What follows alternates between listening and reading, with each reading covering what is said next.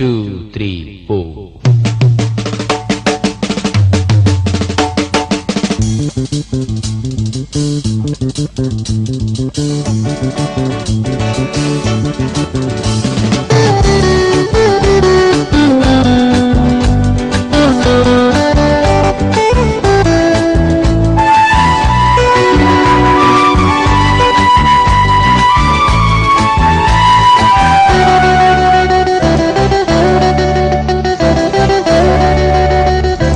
වෙහෙසකර රස්ත්‍යාදුවක තෘප්තිමත් ආවර්ජනය වේදිකාව රූපවාහිනිය සිනමාව යන මාධ්‍ය තුන තුලම තම ප්‍රතිභාව පෙන්වූ ඔහු නමින් ජැක්සන් ඇන්තනි මේ ඔහුත් සමග ඔහුගේ ඉතිහාසය සහ වර්තමානය බෙදා ගැනීමකි සංවාද සටහන ජානප්පුහාමි drama සංගරාවේ සේයාරු Viraj Liyanarachchi Jackson Anthony කියන නළුවා ඔබ දකින්නේ කොහොමද? මං හිතනවා දැන් ලංකාවේ පවතින ක්‍රමවේදයක් තියෙනවනේ කලා විෂයේ. එතකොට එහි නිරූපණය කියන කොට්ටාසේ යෙදෙන්න පුළුවන් සීමාවේ අභ්‍යාසගත වෙච්ච මේ ලංකාව නැමැති භූමියේ තියෙන සීමාවන් ඔස්සේ යන්න පුළුවන් දුර යන්න උත්සාහ කරන යථාර්ථයේ මිනිසෙක්. වේදිකාව, සිනමාව, රූපවාහිනිය කියන මාධ්‍ය තුන තුලම ඔබේ නියෝජනය සිද්ධ වෙනවා. ඒ මාධ්‍යයන් තුන තුලම ඔබ සම්මානීය නළුවෙක්, අධ්‍යක්ෂකවරයෙක්, පිටපත් රචකයෙක් නළුවෙක් විදියට කොහොමද මාධ්‍ය තුනක් ජයගත්තේ? දැන් මං අදහන දේ තමයි රංග න්‍යාය කියන එකයි රංගපෑම කියන විෂය සම්බන්ධයෙන් න්‍යායක් තියෙනවා නම් ඒක එකයි. ඒ න්‍යාය ප්‍රායෝගිකරණය කිරීමේ විදි දෙකක් තමයි බොහෝ විට සිනමාව සහ වේදිකාව හැටියට දකින්න තියෙන්නේ. ටෙලිවිෂන් රංගපෑම කියලා අපි හොයාගන්න ගියොත් අපිට හම්බ වෙන්නේ අසාර්ථක දෙයක්. ලෝකේ ටෙලිවිෂන් නළුවාට කියන්නේ සෝප් ඇක්ටර්ස්ලා කියලා. සෝප් ඇක්ටර්ස්ලාගේ රංගපෑම නම්බුකාර නැහැ. ටෙලිවිෂන් රංගපෑම සිනමාව රංගපෑමම තමයි. කැමරාව අභියස කරන රංගපෑමක්. ඒ නිසා ඒක න්‍යායික ප්‍රායෝගික දෙයක්.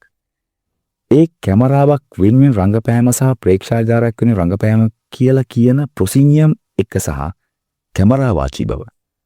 මෙන්න මේ දෙක දෙවිදිය. එතකොට මේ දෙකේ සීමාව හොඳින් අඳුනගත්තම අපිට මේ දෙක තුන බවට පත් කරගෙන කටයුතු කරන්න පුළුවන්. මං හිතනවා මම උත්සාහ කරන්නේ සහ මම පෙළඹෙන්නේ අන්න ඒ විධික්‍රම තුන ජය ගන්න. අපේ ටෙලිවිෂනය හා සිනමාවත් අතර තියෙන වෙනස නළුවෙක්ගේ කාර්යයට වඩා අධ්‍යක්ෂකවරුගේ කාර්යය. මේ ගෘහස්ථගත සහ සුළු ප්‍රේක්ෂාගාරයකට ඉතා කුඩා පෙට්ටියකට තමන්ගේ නිර්මාණය හදනවා කියන එකයි අන්ධකාර වෙච්ච ශාලාවක පුළුල් තිරයක තමන්ගේ නිර්මාණ හදනවා කියන එකයි අතර තියෙන වෙනස. අධ්‍යක්ෂකවරයා මත තමයි රඳා පවතින්නේ. මං හිතනවා මේ දෙකෙන්ම රංග කාර්ය කැමරාවාචීව සිද්ධ කරන්නේ. ඉතින් ඒ නිසා මේ හැම දෙයකම වැදගත් වෙන්නේ තෝරා ගැනීම. 1977 තමයි මම ප්‍රසිද්ධ වේදිකාවට එන්නේ. තරුණ සභාවේ නාට්‍ය තරඟයට අපි නාට්‍යයක් කරන් කොළඹෙන්නේ 1977. වාරුවෙන් යන මිනිස්සු. නෙවිල් ඩයස් සුබසිංහගේ නාට්‍ය 1977 සම්මානවලදී අපි සම්මාන 7ක් දිනුවා. එතකොට එතෙන් සිටින්නේ මගේ වයස හදන්න වෙන්නේ වේදිකා රංගනේ. එතකොට වේදිකා නාට්‍ය 18ක් විතර තමයි මම රංගපාලා තියෙන්නේ. මේ කාලය තුල මම චිත්‍රපට 25ක් විතර රංගපාලා තියෙන්නේ. තෙල් නාට්‍ය නම් ඊටත් වඩා අඩුයි. ඒක තමයි මේ තුනේම මගේ පැවැත්ම තීරණය කරන සාධකය වෙන්නේ.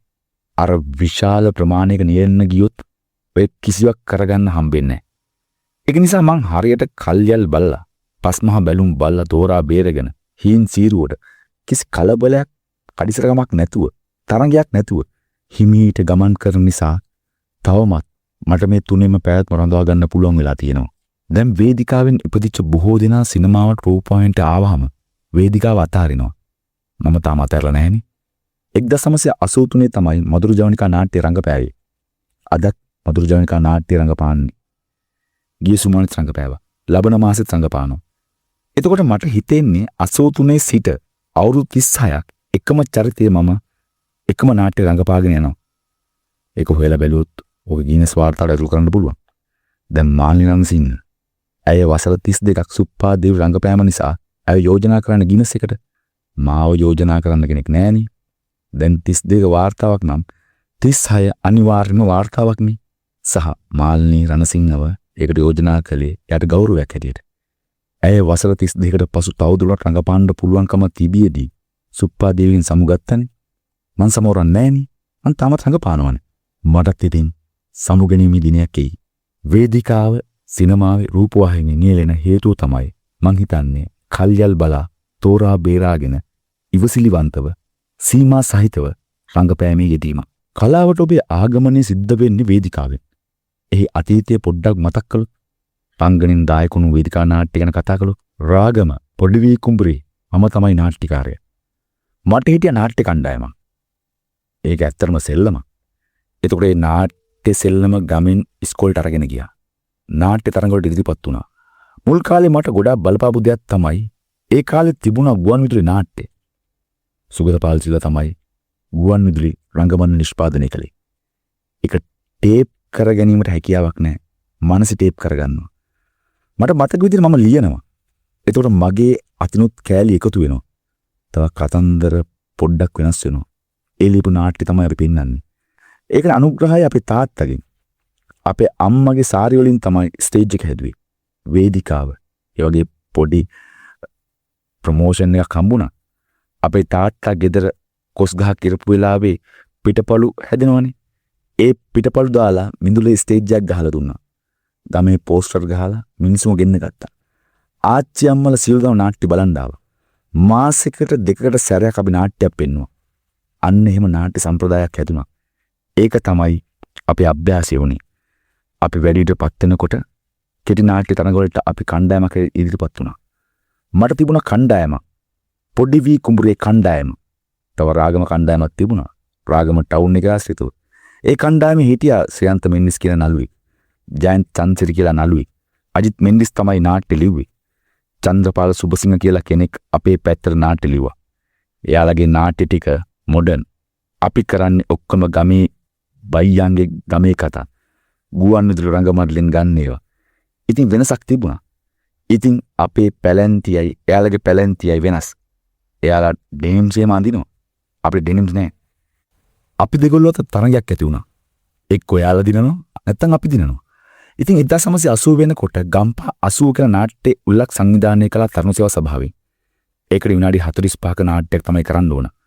මම ලිව්වා අපේ නාට්‍ය කණ්ඩායමෙන් ලෝදිය සියන්තලගේ කණ්ඩායමෙන් ජයන්ත රංගපානවා එකේ. අජිත් මෙන්ඩිස් කරා නාට්‍යයක් දේශ සීමා කියලා. මේ දෙකම තේරුණා ගම්පහට. එතනදී අපිට ගමේකම ගැහුවා. එතනදී අපි එකතු වුණා. එකතු වෙන්න හේතුවක් තිබුණා. මගේ බෙර ගහන්න කෙනා කනුව තියලා. ශ්‍රියන්තලගේ මේකප් දාන කෙනා කනුව තියලා. අපි දෙගොල්ලෝ මාරු කරගත්තා. ඊට පෙර අපි තරහයි. ඔරවගෙන එහාට මෙහාට මාරු වෙන වෛරක්කාරයෝ. ඒකෙදි ඔන්න යාළුලා එකතු වුණා. මගේ නාට්‍යයේ ලෝදිය කියන නාට්‍ය හොඳම නාට්‍යයට තේරුණා. ඒකෙන් අපිට මුදල් තෑගි හම්බුණා. චෙක් නෙවෙයි රුපියල් 750ක මුදලක් හම්බුණා. ඕකෙන් අරක්කු බෝතල් ටිකක් අරගෙන ගම්පහ ස්ටේෂන් එකේ පොඩි පාටියක් දැම්මා. එදා සිට අපි අපේ නාට්‍ය කණ්ඩායම් දෙක එකතු වුණා. මම කොළඹ විශ්වවිද්‍යාලයට එනවා. විශ්වවිද්‍යාල නාට්‍ය කරනවා. විශ්වවිද්‍යාලේ නවකවදේනේ. රැග් එකේදී නර්මපාලා නටල මාව ජනප්‍රිය වුණා. ඒ නිසා මාව තෝරගන්නවා අන්තර්පීඨ නාට්‍ය වලට. මංගල සේනානායක. එයා මට සීනියර් අවුරුද්දක්. ඒගොල්ලන්ගේ නාට්‍ය එක මාව තෝරගන්නවා. එහෙත් කියන නාට්‍යයට. ඒක බලන්න විනිශ්චය මණ්ඩලයට ඇවිල්ලා ඉඳගන්නේ සුගතපාල්ද සිල්වා, සෝමලතා සුබසිංහ හා ඩග්ලස් සිරිවර්ධන. මං හොඳම නළුවට තේරෙනවා. මාව තෝරලා විතර නොනැවති සුගතපාල් සිල්වා සිංහල නාට්‍ය කලාවේ වේදිකා කලාවේ ආරංචියක් අරගෙන යනවා. අර කොළඹ විශ්වවිද්‍යාලයේ කොල්ලෙක් ඉන්නවා උට රංගපාන්න පුළුවන්, සින්දු කියන්න පුළුවන්, නටන්න පුළුවන් කියලා. ඒ ආරංචිය ඇහිලා ලූෂන් බුලත් සිංහල මාව හොයාගෙන කෙනෙක් එවනවා කොළඹ විශ්වවිද්‍යාලයට. තාරාවෝ ඉගිලිති නාට්‍යයට. තාරාවෝ ඉගිලිති නාට්‍ය රංගපානවා දැකලා දානන්ද ගුණවර්ධන මధుර ජවනිකාවට මට කතා කරනවා. ඔන්න ඔහොමයි එතනින් එහාට තමයි මේ කතන්දරේ සිද්ධ වුණේ. ඔගේ නාට්‍ය මතක් කළොත් තාරාවෝ ඉගිලිති, මధుර ජවනිකා, ජයන්ත හැදුව අත්, මහාචාර්ය සරච්චන්ද්‍රගේ ලෝමහංස නාට්‍ය ඔය ටික තමයි මම විශ්වවිද්‍යාලය ඇතුලේ ඉන්න කල් කලේ. ඊට පස්සේ ජයන්ත නැවත මෝර හැදුවා. 86 සුගතපාල් සිල්ලා මරාසාද හදනවා. එතනින් එහාට දවල් බීෂණ. මෙතනින් මාරු වෙන නාට්‍ය 7ක් 8ක්නේ. අමාර භූමිකා 7 කියලා නාට්‍ය උල්ලක් කළා. ඒකට තිබුණේ ওই නාට්‍ය ටික තමයි. තාරාව ඉගලිටි, මధుර ජවනිකා, අත්, මෝරා, ලෝමහංශ, දවල භීෂණ, මරාසාත් මෙතනින් මාරු වෙනවා. ඔච්චරයි මගේ නාට්‍ය. ඊට පස්සේ තව අප්‍රකට නාට්‍ය දෙක තුනක් කරුණා. කළුවත හැඳි කත කියලා කළා. දෙයියන්ගේ පුංචි අක්කරේ කියලා නාට්‍යයක් කරා. මගේ ජීවිතේට 18ක් කිව්වට 18ක් නෑ 10යි කරලා තියෙන්නේ. ඊට පස්සේනේ පසු කාලෙනවා ඇතුගලගේ මහා සමය කරනවා. එච්චරම තමයි. ඔබ දවල භීෂණ වලට සම්බන්ධ වෙන්නේ කොහොමද? මම ධර්මසිරි රසිකයෙක්. උග්‍ර රසිකයෙක්. ඒකාධිපති ඉඳලා මං ඒකාධිපති දිහා බලාගෙන හිටපු කෙනෙක්. මං ඊට පස්සේ සුගතපාල සිල්ලාගේ තව නාට්‍ය දෙකක රංගපෑවා. කෙටි කාලෙනව. දුන්න දුනුගම්මේ සහ ඇසල සඳ අවන්හල. එතකොට දුන්න දුනුගම්මේ නාට්‍යයේ ලොක්කගේ චරිතය කළේ සොමි රත්නායක. චිත්‍රපට නළුවෙක් වෙලා දිනහිර වෙලා නාට්‍යයට කනුව තියන්න පටන් ගත්තා කියලා සුගතපාල සිල්ලාගේ හිතේ ලොකු අවුලක් තිබුණා. වරක් කැලණි කැම්පස් එකේ තිබ්බ ෂෝ එකට සොමි රත්නායක ඇවිත් නැහැ. ඒකට සුගතපාල සිල්ලා රංගපාන්න වෙලා. සුගතපාල සිල්ලාගේ ශරීරය කොහොමත් ගැලපෙන්නේ නැහැ ලොක්කට. සිරප්පු දෙහිකුත් නැතුව ඇවි ටයි කෝට් එකක් ඇඳලා කොල්ල හූ කියලා. ඒත් එක්කම කෑ ගහලා කියලා සුගත නෙමෙයි සොමීට හූ කියලා. ඔතනින් හරිම හිත කලකිරලා ඉන්න කාලේ තමයි සුගතපාල්ද සිල්ලා මාව තෝරගත්තේ. එයා මට එන්න කිව්වා. මං ඉතින් දුක් විඳගෙන උඩහමුල්ලේ ගියක් හොයාගෙන ගියා. ගියාම මට කිව්වා දුන්න දුනුගමුවේ නාට්‍යයේ ලොක්කගේ චරිතය රංගපාන්න දෙන්න කියලා. මං ඒකේලාම බෑ කිව්වා. ඒ කාලේ වෙනකොට අපි දුන්න දුනුගමුවේ හදාරනවා. විශ්වවිද්‍යාලේ මං හදාරන ටෙක්ස්ට් එකක් තමයි ඒක. ඒකේ ඉන්න ප්‍රවීණ නල්නිලියු. එයා එක්ක මට හැරෙන්නවත් බෑ. මං කිව්වා සුගත් අයියේ බෑ කියලා. මං අවුරුද්දක්ම මගේ ඇරියා. දෙවෙනි අවුරුද්දේ ආය යන්න ගිහුවා. දෙවෙනි අවුරුද්දේ ආපහු සුගතපාලසල කැම්පස් එකට එනකොට මම නාට්‍යයක් හදනවා. ඒ පාර මට හොඳම රචනය, හොඳම නිෂ්පාදනය, හොඳම නළුව කියන සම්මාන තුනම හම්බුණා. දැන් වරෙන් කියලා මට අඬ ගැහුවා. මෙදා සැරේ කොළඹට මන් ටිකක් ඇදිලානේ. අකමැත්තෙන් හරි කැමතිලා ගියාම රෂන් සෙන්ටර් එකේ තමයි රිසල්ට් තිබුණේ. එතන ධර්මසිරි බණ්ඩාරනායක හිටියා. ආයෙමයි කකුල් වේවුලනවා. මම මිල්ටන් ජයසූරියත් එක්ක තනියම රංගපෑවේ. මිල්ටන් ජයසූරිය සියලුම චරිත රංගපාමින් ප්‍රැක්ටිස් කළා. මිල්ටන් ජයසූරියයි මමයි විතරයි. අන්තිමට එනවා ධර්මසිරි බණ්ඩාරනායක. රෝෂන් බුලත් සිංහල, බන්දුල විතානගේ. මම ආයි බෙවුලුවා. මං සුගත් අයට කිව්වා අයියේ මට පොඩ්ඩක් බයයි වගේ මෙයාලත් එක්ක වේදිකාවට නගින්න. කිව්ව ගමන් සුගත් කිව්වා අනිත් අයට මෙන්න මූට බයයි කියන උඹත් එක්ක රංගපාන්න. කිව්වම ධර්මසිරි එයාගේ ගැඹුරු කටහඬින් කිව්වා සුගත් මාත් මේ කල්පනා කරේ මට ටිකක් බයයි වගේ. ඊට පස්සේ ධර්මසිරි එක්ක රංගපෑවා දුන්න දුනුගමේ. ආපහු මම ධර්මසිරි එක්ක සම්බන්ධ වෙනවා. ධර්මසිරි මාව ගන්නවා ඒකාධිපති රංගපාන්න. ප්‍රධාන වශයෙන් මරාසාත් මං සලකන්නේ වේදිකාවේ මගේ කොටහළුව විදියට. මරාසාත් රංගපෑමත් එක්ක මාව වැඩිවියටපත් වෙනවා. මං ගැන හුඟක් කතා කරන්න පටන් ගන්නවා. මගේ රංගපෑම් ගැන. මරාසාත් ප්‍රධාන හේතුව වුණා ධර්මසිරි මාව තෝරගන්න. ඒ නිසා දවල භීෂණ වලට ධර්මසිරි මාව තෝරගන්නවා. සාත්‍රය ගැන ඔබ දැනගෙන හිටියද? සාත්‍රය ගැන අභිනවයෙන්ම හොයන්න පටන් ගත්තේ දවල භීෂණ නිසා. ඒ වෙනකොට මගේ විෂය පතේට සාත්‍රය කෙනෙක් හම්බෙලා තිබුණේ. අපි නාට්‍ය කලාවෙන් ඇරිස්ටෝටල්, බර්තමුනි, ඩොටර් බ්‍රෙස්ලා, ස්ටැනිස්ලව්ස්කිලා, ඉබ්සන්ලා පහු කරගෙන ගියාට සාත්‍රය වගේ කෙනෙක් අපේ විශ්වවිද්‍යාලයේවත් විෂය නිර්දේශකවත් හම්බෙලා තිබුණේ. මරසත් කරන කාලේ චරිතය අනු කුමක්ද කියන ප්‍රශ්නේ අපි කතා කරනවා. සුගත් අයියාගේ සුඳුරු ආඥාදායකයා කියන පොතත් මේ පැහැදිලිම් කිරීම නෑ. මං එයා එක්ක ඇති කරගත්තු කතා භාග කිව්වා. චරිතය කාගේද? චරිතය අනු කුමක්ද? එතනදි සුගත් අයියා කිව්ව දෙයක් තමයි චරිතය වනාහි අධ්‍යක්ෂකවරයා සහ නළුවා විවාහ වීමෙන් ලැබෙන දරුවා කියලා. ඒක හරි ප්‍රසන්න කතාවක්. අධ්‍යක්ෂකවරයා නිකම් උපදේශයක් විතරක් නෙවෙයි. එහෙමනම් මේ නාට්‍ය රචකයා කවුද? ඇයි ධර්මසිරිට සාත්‍රයේ විශේෂ වෙන්නේ? සුගතපාල සිල්වා මරාසත් නාට්‍ය පිටපත මට මුලින්ම දුන්නම මෙලෝදයක් තේරුන්නේ නැහැ. ඒකේ දේශපාලනේ ප්‍රංශ විප්ලවය ගැන මරාලා සාද්ලා පොර්දේලා අපිට හරිම ආගන්තුකයිනේ. මං හිතන්නේ අපි මාස 6ක් විතර කාලයක් පුහුණුම් කරා. ඒ කාලය තුල දෙබස් පාඩම් කරන එක නෙවෙයි. මොකක්ද මේකේ අදහස? සාද්වාදය යනු කුමක්ද? මරාවාදය යනු කුමක්ද? මරාසාද් දෙන්නගේ දෙබස මොකක්ද? ඒ දාර්ශනික හරිය මොකක්ද? මෙවුවනේ අපි හොයන්නේ. අධ්‍යක්ෂකවරයන් ලැබෙන උපදෙස්. ඊට අමතරව පොතපතින් හොයාගන්න දේවල්. දවල භීෂණ වලට එනකොට මම ධර්මසිරි වඳුරනවා. ඒ ධර්මසිරි ඇයි සාත්‍රය තෝරගත්? ඇයි මේ කාලේ තෝරගන්නේ කියන උත්තරය හොයාගත්තම මේ හෙන්රිව නිරූපණය කරන්න ලේසි. ඒ නිසා තමයි මං සාත්‍රයව හොයන්නේ. ඊට පෙර මට සාත්‍රය කෙනෙක් උමනාවක් කියලා තිබුණේ. 80ට 89 කාලේ තමයි ලංකාවේ දවල් විභීෂණ පෙන්වන්නේ. ඒ කාලේ රටේ තිබ්බ දේශපාලන මුහුණුවර මේ මොහොතේ ඔබ කොහොමද දකින්නේ? 88 89 විභජනය කරන්නේ ප්‍රකාශ නිදහසක් නැහැ කියලානේ. ඒත් අපි දවල් විභීෂණ වගේ නාට්‍යයක් පෙන්වුවා. හැකිතාක් පෙන්වුවා. එක සීමාවකදී ධර්මසිට ලංකාව අතහැර යන්නත් සිද්ධ වෙනවා. ඒත් මහා ව්‍යසන මැද්දේ අපි මේ නාට්‍ය පෙන්වුවා. මට මතකයි හම්බන්තොට වගේ පළාතක මහා රෑ නාට්‍ය පෙන්නලා රෑම අපි පිටත් වෙනවා. එළි වෙන්න කොළඹ වෙන්න බලාගෙන. අපිට බස් එකේ නිින්ද යනවා. සද්දයක් කෙරුත් ඇහැරලා බලනකොට පාලමක් කරායි අපි යන්නේ. මගේ මූණ ළඟින් මිනි ඔලු පහු වෙනවා. පාලම දිගට බෙල්ල කපපු මිනි තියලා. ලේ වැග්ගේරනවා. මමයි බෙල්ලයි අතර අඩි දෙකක්වත් පරතරයක් නැහැ. අපි ඉතින් මේක දිහා බලාගෙන යනවා. අපිටත් ඒව පුරුදුයි. ඔය කාලේ අපි මෝර පෙන්නුවා. දවල් විභීෂණ පෙන්නුවා. මට මතක නෑ කොයි නාට්‍යද කියලා. නාට්‍යයක් පෙන්ලා අපි එනකොට එකතැන මිනි අඟුරු ගොඩක් කලින් දාරෑ පිච්චිලා. පහුවෙන්ද උදේ අඟුරු ගොඩට එහා පැත්තේ මිනිස්සු වැඩට යනවා. තමන්ගේ වැඩ කරගෙන යනවා. ඒව පුරුදු වෙලා. මගේ මතකයේ රැඳුන එක රූපයක් තියෙනවා. මිනි අඟුරු ගොඩ තිබුණු නිවසක් ඉදිරියට පාරයිනේ.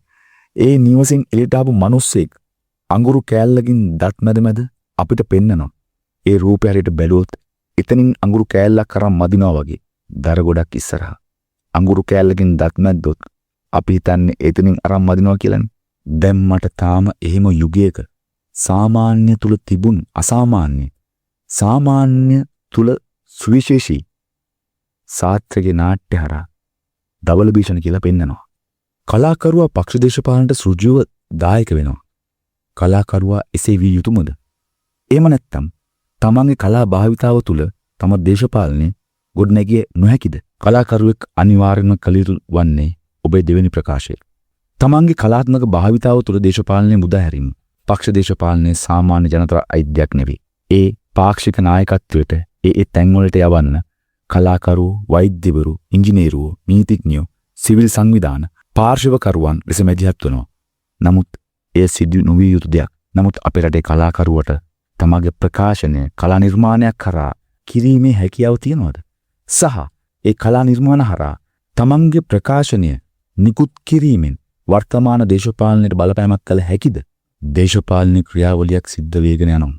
ඒකේ පසුවිපරමක් ලෙස දවල් විභීෂණ නාට්‍ය තුලින් ධර්මසිරි පෙන්නපු දේශපාලන අර්ථය පවතිනවා. අපිට ඒක ලොකු විග්‍රහයකට ගන්න මරු. දේශපාලන පැවැත්ම තුල කලාකරුවාගේ ප්‍රකාශනය බලපානවද? ඒක බලපාන්න ඉඩක් තියනවද? තමන්ගේ දේශපාලන අරමුණු වෙනුවෙන් තමන්ගේ කලා නිර්මාණ බිහි කරනවා කියන්නේ ඒකත් පාක්ෂික කලා නිර්මාණයක් බිහි කිරීමක්. දේශපාලනය වෙනුවෙන් වේදිකාවක කතාවක් පවත්වන එකයි දේශපාලනය වෙනුවෙන්ම කලා නිර්මාණ හදනවා කියන එකයි දෙකම එකමයි වෙන්නේ. ඒ නිසා දේශපාලනය සහ කලාකරුවා අතරින් සම්බන්ධය සමාජීය විද්‍යාත්මකයි. ඒක සාමාන්‍යයෙන් ලෝකේ ඕනම තැනක සිද්ධ වෙන දෙයක්. හැබැයි වර්තමාන ලංකාවේ දේශපාලන උපක්‍රමශීලී, කුමන්ත්‍රණශීලී, හිතාගත නොහැකි, හංගාගෙන ගහන, එල්ලිපිට නොපෙන්න දේශපාලනයක් නිසා එහෙම උපක්‍රමශීලී කුමන්ත්‍රණකාරී දේශපාලන වටපිටාවක කලාකරුවට පැවැත්මක් නැහැ. කලාකරුවා හරි පාරදුෂ්‍යයිනේ. හංගාගෙන ගැහිලි කුමන්ත්‍රණකාරී ඉදිරිපත් කිරීම කලාකරුවා කියන වාක්‍යයත් එක්ක සම්බන්ධ නැහැනේ. මං හිතනවා මේ විවේචනයට ලක් වෙලා තියෙන සමස්ත දේශපාලනය මේ කුමන්ත්‍රණකාරී අපරාදුෂ්‍ය සමස්ත දේශපාලනය තුල කලාකරුවා ඒන් අත් මිදෙනවා නම් තමයි වඩා හොඳ කියන එක. ඒ කලාකරුවෙකුට වේදිකාව වෙනුවෙන් කරන්න පුළුවන් මෙහෙවර අතිවිශාලයි. ඔබෙන් මේ මෙහෙවර වේදිකා නාට්‍ය කලාවට සිද්ධ වුණා කියලා ඔබ හිතනවද? නෑ. ලංකාවේ වේදිකා නාට්‍ය කලාව පවතින මට්ටම අනුව වේදිකා නාට්‍ය කලාව ඉල්ලන ඉල්ලීම් වලට අනුව වේදිකා නාට්‍ය කලාව ලෝක නාට්‍ය කලාවත් එක්ක ගත්තොත් ලාංකික වේදිකා නාට්‍ය කලාවේ අඩුපාඩුකම් එමටයිනේ. ගැටලු බොහොමයි. සමස්ත ගැටලු සඳහා මම තබා වර්තමාන දේශපාලනික ලෝකයේ කිසිදු පෞරුෂයකට කිසිවක් කළ නොහැකි තත්වයකට පත් වෙලා තියෙනවා. අද ලංකාවේ අඩුම සැලකිලි ලබන අත්හැර දමන ලැබූ දෙයක් තමයි කලා විෂය. වර්තමාන දේශපාලන වේදිකාවේ පමණක් නෙවෙයි සමස්ත කලා විෂයම අත්හැර දමනු ලැබූ විෂයක් බවට පත් වෙලා. ඒක ආර්ථික විද්‍යාවට අනුව පැහැදිලි කරනවා නම් අපි ඉන්නේ විවෘත වෙළඳ ආර්ථිකයකනේ. විවෘත වෙළඳ ආර්ථිකයේ අර්බුදයට ලක් වුණාම ඉස්සල්ලාම විසි කරන්නේ එන්ටර්ටේන් ආර්ට්නේ. එන්ටර්ටේනින් ඕනේ නෑ. නැවක් ගිලන හදනකොටම ඉස්සල්ලාම විසි කරන්නේ නැවේ තියෙන සංගීත භාණ්ඩ ටික කියලා කියනවනේ. මොකද ඒක අත්‍යවශ්‍ය සේවාවක් නෙවෙයි. ඒක ඊට වඩා සුභෝභෝගී වින්දනය කියන කාරණාවට මුල් වෙන දෙයක්. සමාජ විද්‍යාව, මනෝවිද්‍යාව. සමාජ මනෝවිද්‍යාවට අනුව එහෙම නෙවෙයි. අත්‍යවශ්‍ය සාධකයක් නේ කලාව. ඒත් ආර්ථික විද්‍යාවට අනුව එහෙම නෙවෙයි. ඒ නිසා වර්තමාන ආර්ථික ලෝකයේ, වර්තමාන දේශපාලන ලෝකයේ කලාවට කිසිදු කෙනෙකුට තාම කිසිම උදව්වක් කරන්න හම්බෙලා නැහැ. ඒ අර්ථයෙන් වේදිකා නාට්‍ය කලාවට මම කරපු කිසි දෙයක් නැහැ. මම මගේ නාට්‍ය ටික පරිස්සමින් තෝරා බේරා රඟපෑවා මිසක් එයින් මගෙන් අනුප්‍රාණයක් ලැබපු කෙනෙක්, මගින් වේදිකා රංගනයක් දැකලා අනුප්‍රාණයක් ලැබපු කෙනෙකුට සේවයක් වුණා මිසක් මගේ අතින් එහෙම සේවාවක් ලංකාවේ වේදිකා නාට්‍ය කලාවට සිද්ධ වෙලා නැහැ. මගේ අතින් තබා මේ වර්තමාන සමාජයේ කිසිදු ප්‍රවීණයෙක්ගෙන් අතින් වේදිකා නාට්‍ය කලාවට එහෙම සේවයක් වුණා කියලා අපිට සටහන් කරන්න බෑ. මේ මොහොතේ වෙද්දී ලාංකීය කලාකරුවා මැතිවන දෘෂ්ටිවාදයට යටත් වෙලා ඉන්නේ. මම ඒ චෝදනාව කළොත් ඔබ ඒක බාර ගන්නවද? ප්‍රගතිශීලියා කවුද? ප්‍රතිගාමියා කවුද කියලා හොයන්න බැරි තරම් කලාකරුවෝ පක්ෂවලට බෙදලා උපරිමයෙන්ම ජීවිතේ පවා දෙන්න ලෑස්ති වෙලා හිටපු කලාකරුවෝ හිටියා. එම මහා කලාකරු වටපිටාවක මමත් එක සමාජිකෙක්ව හිටියා. ඒත් මං හිතනවා අද වෙනකොට මේ දේශපාලන අර්බුදයේ බරපතල ලෙස විෂමාචාර, කුමන්ත්‍රණකාරී, රැවටිලිකාර හිත සිද්ධ වෙන දේ ගැන අද තීරණයක් ගන්න බැරි රැවටිලිකාරදියා. හැමෝම බෝම්බයක් ළඟ තියාගෙන ඉන්නවා වගේ බයෙන් කාලේ අපිට තිබුණා. කොයි මොහොතේ බෝම්බයක් පුපුරෙද්ද දන්නේ නැහැ කියලා. අන්න ඒ වගේ කොයි මොහොතේ විනාශයක් වෙයිද දන්නේ නැහැ. කාට රැවටෙයිද දන්නේ නැහැ. කට ඉස්සරහට කරගන්න බයයි. වචනයක් පිට කරගන්න බයයි. ඒකෙන් කවුරු කොහොම කාට උදව් ගනීද දන්නේ නැහැ. කියන අපහැදිලි වටපිටාව තුල මම හිතනවා අද වෙනකොට කලාකරුවෝ ඊට වඩා දේශපාලනයේ තියෙන උපක්‍රමශීලී කුමන්ත්‍රණකාරී බව තේරුම් අරගෙන ඉන්නේ. මං හිතන්නේ පෙර පරිදි බුද්ධිමත් කලාකරුවෝ දේශපාලනයේ ගැට්ටට අහුවේ කියලා. නූතන නාට්‍ය කලාව ගැන ඔබ දරන මතය. අද වෙනකොට සමස්ත කලා විෂයයටම ගැටලු ගොඩාක් තියෙනවා. ඒ ගැටලු වලට හේතුව පැවැත්ම නෙවෙයි. පැවැත්ම කොහොම හරි හදා ගන්නවා. පැවැත්මට අපි පිළිතුරක් ප්‍රායෝගිකව හදා ගන්නවා. කලාවේ තියෙන ප්‍රධානම දේ තමයි නිර්මාණශීලී හිඟය, නිර්මාණශීලී ආවේගී හිඟය, නිර්මාණ බිහි කිරීමේ අපහසුතාවය. මං හිතන්නේ පරිවර්තන වේවා, ස්වතන්ත්‍ර වේවා, අනුවර්තන වේවා, නිර්මාණශීලීත්වයෙන් මේ හැම දේම මැදිහත් වෙන්නේ. නිර්මාණශීලී හිඟයක් සමස්ත කලා විෂයම තියෙනවා. ඒ සමස්ත කලා විෂයම තියෙන නිර්මාණශීලී හිඟය වේදිකාවෙත් තියෙනවා. 60 70 වේදිකාව ගත්තත් ඒ යුගවලත් බියුණු හැම නිර්මාණයක්ම ඊට උසස් නිර්මාණ නෙවෙයි. අදට වඩා ප්‍රමාණාත්මක උසස් නිර්මාණවල පරිධිය වැඩි වෙන්න පුළුවන්. ඒත් එදත් බොහොම දුර්වල බව තමයි හොඳ නිර්මාණයක් කියලා එකක් බිහි වුණේ. ඒ නිසා වර්තමානයේ වේදිකාවේ ඊට දුර්ලභව, ඊටම සුවර නිර්මාණ පහළ වෙනවා. ස්වතන්ත්‍ර පවා පහළ වෙනවා. එදාට වඩා නිර්මාණ ප්‍රමාණය වැඩි වෙන්න පුළුවන් සහ ප්‍රමාණවල ප්‍රකාශනය වැඩි වෙන්න පුළුවන්. එදා බිහි හැම එකක්ම ප්‍රකාශනය වුණේ නැහැ. හොඳ නිර්මාණ විතරයි ප්‍රකාශනය වුණේ. ඒවා ලප්තන ලොප් වෙලා නැති වෙලා ගියා. අන්තර්ජාලය හරහා අද ගොඩාක් ප්‍රකාශනය දිනුලා තියෙන්නේ. ඒ නිසා හැම නාට්‍යයකටම ප්‍රකාශනයක් තියෙනවා.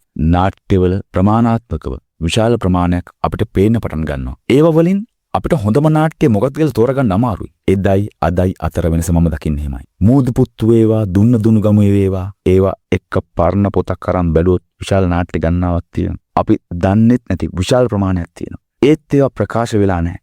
අද එහෙම නෙවෙයි. අද ඕනම නාට්‍යයකට ප්‍රකාශනයක් තියෙනවා. ඒ නිසා වැඩියෙන් පේනවා. හැබැයි දුර්ලභ අපි තෝරගන්න සාර්ථක නිර්මාණ අවුරුද්දකට එකක් දෙකක් හෝ අපිට අතපත ගන්න පුළුවන්. එදත් ඒ වගේමයි. ප්‍රකාශනයේ තමයි වෙනස තියෙන්නේ. සමස්තයක් හැටියට 60 70 ගණන් වලට වඩා වර්තමානිකයන්ගේ නිර්මාණ ගවේෂණය හීන වෙලා තියෙනවා. ඒකට ප්‍රධානම හේතුව අධ්‍යාපනය. අපේ අධ්‍යාපනයේ පිරීම 60 ගණන් වල වැටිගෙන යනවා. කවුරුත් මේකට මුක්කුවක් ගහන්නේ. ආණ්ඩු මාරුණාට අධ්‍යාපන අමාත්‍යවරු මොනනම් ගම්වලින් ආවත් කිසිම කෙනෙක් අධ්‍යාපන ක්‍රම වෙනස් කරන්න මැදිහත් වෙන්නේ නැහැ. හැමෝම කියන්නේ මේ අධ්‍යාපන ක්‍රම හොඳ නෑ කියලානේ.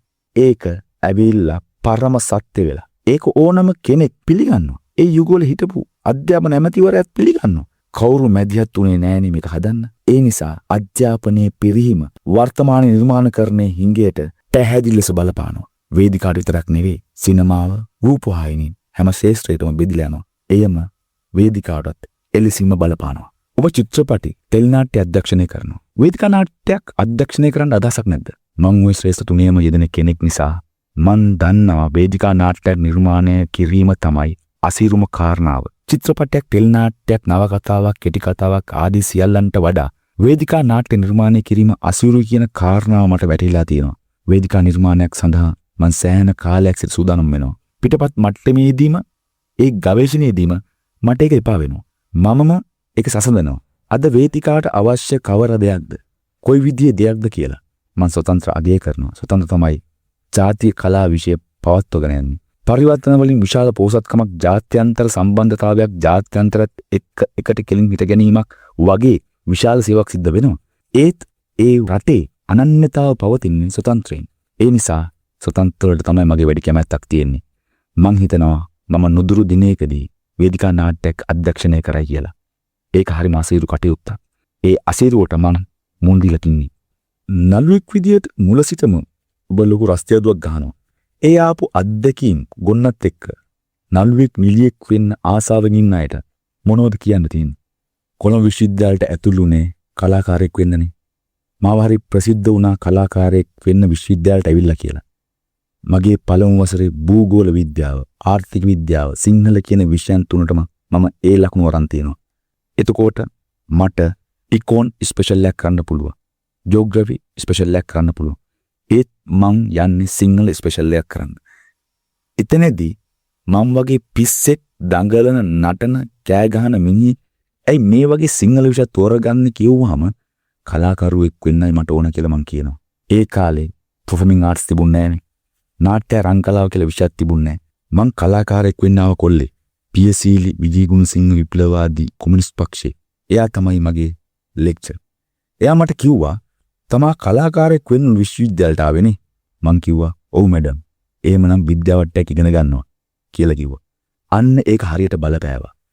මම විද්‍යාව හැටියට සැලකුවේ භෞතික විද්‍යාව, රසායන විද්‍යාව නෙවෙයි. මානව විද්‍යාව, ලෝක පැවැත්ම, සංස්කෘතික විද්‍යාව. ඒ නිසා මං හිතනවා නාට්‍යකරුවෙක් වෙන්න රස්තියාදු ගහන්නේ ඒ රස්තියාදුව තෘප්ති කරන නිසායි. මම නාට්‍යකරුවෙක් ලෙස ගහන රස්තියාදුව තාම මං ගහනවා. ඒ රස්තියාදුවට මං හරි ප්‍රියයි. ඒ රස්තියාදුව මං හඳුන්වන්නේ විඩාවක් හැටියට නෙවෙයි, වෙහෙසක් ලෙස. විඩාව සහ වෙහෙස සමාන වචන දෙකක් නෙවෙයි. විඩාව කියන්නේ තෙහෙට්ටුව, කලකිරීම, එපා වීම. අපි කොළඹ රස්තියාදු වෙලා ගෙදර ආවම අපිට දැනෙන්නේ කලකිරීම, තෙහෙට්ටුව. එහෙත් කුඹුරක් කොටපුවාම මාර වෙහෙසක්නේ. ආපහු හැරි බලනකොට කොටපු කුඹුර පේනවනේ. විඩාව කියන්නේ ශූන්‍යවාදයයි. ඒ නිසා වෙහෙසක රස්තියාදුවකට යොමු වෙන්න කියන එක තමයි නාට්‍ය කලාවට ආදරය කරන අය වෙනුවෙන් මම කියන්නේ. ලෝකේ ඉගෙන ගන්න, විද්‍යාව ඇසින් ලෝකේ බලන්න. කලාත්මක ප්‍රකාශනයේ වේදිකාව හරහා වෙනම කරන්න පුළුවන් වෙයි. ඒ නිසා රංග කලාව හදාරනවට වඩා ලෝක විෂය හදාරන්න. ලෝකේ සංස්කෘතිය, මානවය, මානව සම්බන්ධතා පිළිබඳ හොඳ හැදෑරීමක් කරමින් ඒ හැදෑරීම සඳහා රස්තියාදු ගන්න. ඒක විඩාවක් නෙවෙයි, වෙහෙසක්. වෙහෙස හරිම තෘප්ත කරයි. 2019 අගෝස්තු සැප්තැම්බර් ඩ්‍රාමා සංග්‍රහයේ ප්‍රවීණ කලාකරු ජැක්සන් ඇන්තනි මහත්මයා සමග කළ සාකච්ඡාව.